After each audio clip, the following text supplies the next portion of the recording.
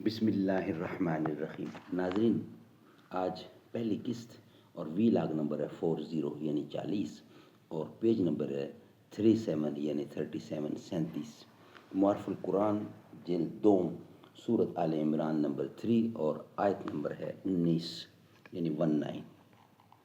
ناظرین، دین اور اسلام کے الفاظ کی تشریح یہ مین سبجیکٹ چل رہا ہے۔ ہم آپ کے سامنے قرآن کریم کا ترجمہ، تشریح، تفسیر اور تلاوت رکھ رہے ہیں۔ اس کتاب کا ٹائٹل ہے معارف القرآن جلد نمبر 2 سورت آل عمران سے لے کر سورت النساء تک، پارہ نمبر 3 رکوع نمبر 9 سے لے کر پارہ نمبر 6 رکوع نمبر 4۔ رائٹر ہیں اس کتاب کے حضرت مولانا مفتی محمد شفیع صاحب عثمانی رحمۃ اللہ علیہ، مفتی اعظم پاکستان۔ نحمده ونصلي على رسوله الكريم، بسم الله الرحمن الرحيم۔ خيركم من تعلم القرآن وعلمه۔ بہترین لوگ وہ ہیں جو خود بھی قرآن پڑھیں، دوسروں کو پڑھائیں، سکھائیں اور لکھائیں۔ دل سے جو بات نکلتی ہے اثر رکھتی ہے، پر نہیں طاقت پرواز مگر رکھتی ہے۔ قدسی اصل ہے رفت پہ نظر رکھتی ہے، خاک سے اٹھتی ہے گردوں پہ گزر رکھتی ہے۔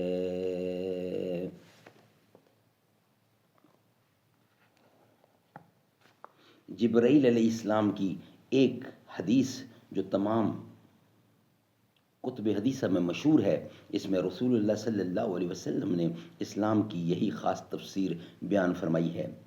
آیت مذکورہ کے لفظ الاسلام میں بھی دونوں معنی کا احتمال ہے۔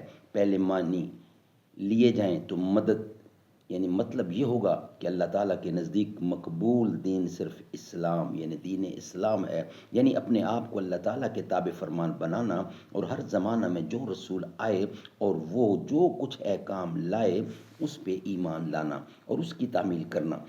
اس میں دین محمدی کی اگرچہ تخصیص نہیں لیکن عام قاعدہ کے ماتحت حضرت سید الانبیاء صلی اللہ علیہ وسلم کے تشریف لانے کے بعد ان پر اور ان کے لائے ہوئے تمام احکام پر ایمان و عمل بھی اس میں داخل ہو جاتا ہے، جس کا حاصل یہ ہوگا کہ نوح علیہ السلام کے زمانے میں دین مقبول یعنی دین مقبول وہ تھا جو نوح علیہ السلام لائے، اور حضرت ابراہیم علیہ السلام کے زمانے میں وہ جو ابراہیم علیہ السلام لے کر آئے تھے۔ اسی طرح حضرت موسیٰ علیہ السلام کے زمانے کا اسلام وہ تھا جو الواح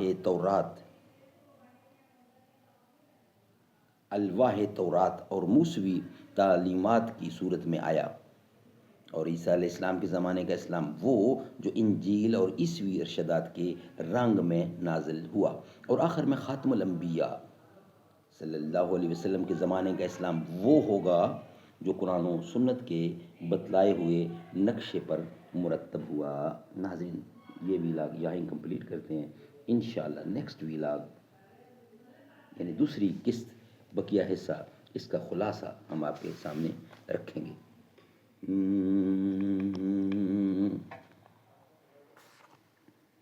در سرکار دیکھوں گا،